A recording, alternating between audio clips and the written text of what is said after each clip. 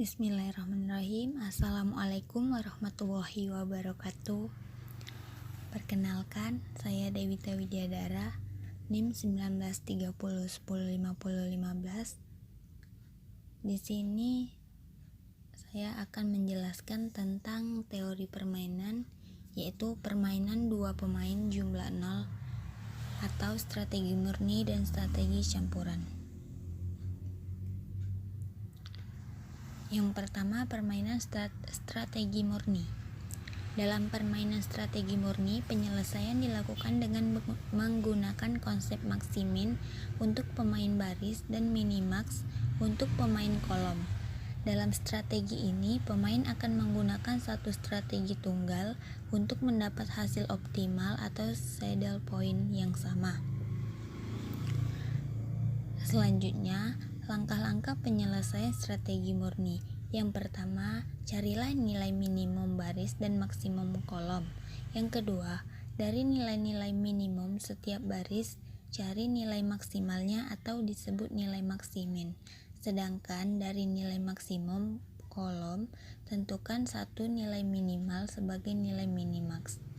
Yang ketiga, bila nilai minimax sama dengan nilai maksimin, berarti strategi yang paling optimal untuk masing-masing pemain telah ditemukan. Yang kedua yaitu permainan strategi campuran. Penyelesaian masalah dengan strategi campuran dilakukan apabila strategi murni yang digunakan belum mampu menyelesaikan masalah permainan atau belum mampu memberikan pilihan strategi yang optimal bagi masing-masing pemain perusahaan. Berikut ini saya akan menjelaskan contoh soal.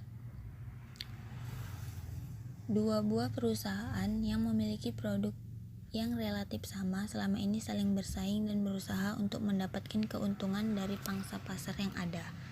Untuk keperluan tersebut, perusahaan A mengandalkan dua strategi dan perusahaan B menggunakan 3 macam strategi, dan hasilnya terlihat pada tabel berikut ini. Dari kasus di atas, bagaimana strategi yang harus digunakan oleh masing-masing pemain atau perusahaan agar masing-masing mendapatkan hasil yang optimal. Kalau untung, keuntungan tersebut besar, dan kalau harus rugi, maka kerugian tersebut adalah paling kecil. Langkah pertama untuk menyelesaikan soal tersebut yaitu untuk permainan baris atau perusahaan A, pilih nilai yang paling kecil untuk setiap baris, atau baris 1 nilai terkecilnya 1 dan baris 2 nilai terkecilnya 4. Selanjutnya, dari dua nilai terkecil tersebut pilih nilai yang paling baik atau paling besar, yaitu nilai 4.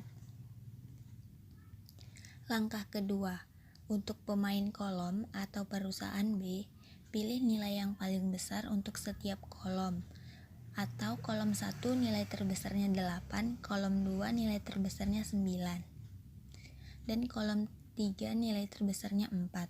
Selanjutnya, dari 3 nilai terbesar tersebut, pilih nilai yang paling baik atau paling kecil bagi perusahaan B, yaitu nilai 4 atau rugi paling kecil.